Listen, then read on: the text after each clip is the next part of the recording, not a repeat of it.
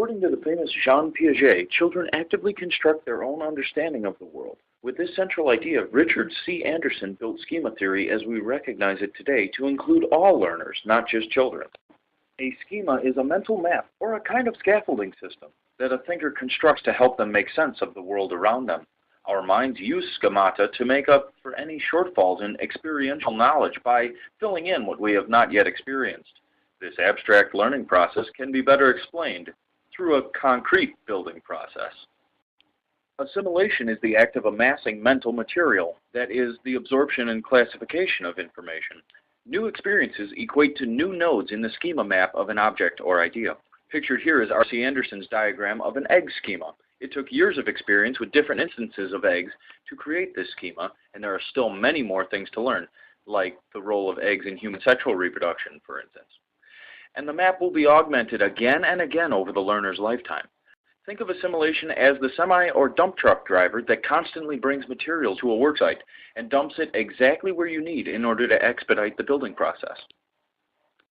The mind is constantly introduced to new information, but when the mind is constantly learning, a potential problem exists.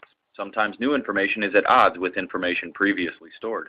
If our dump truck driver delivers sand when we are expecting 2x4s, a holdup occurs. This metaphorical holdup is similar to the brain, as it undergoes cognitive dissonance, which Merriam-Webster defines as a psychological conflict resulting from simultaneously held incongruous beliefs and attitudes.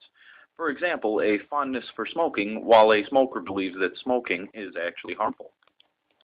Unchecked assimilation and cognitive dissonance would be a serious problem if the brain did not naturally regulate itself, but the mind can overcome potential paralysis through further adaptation.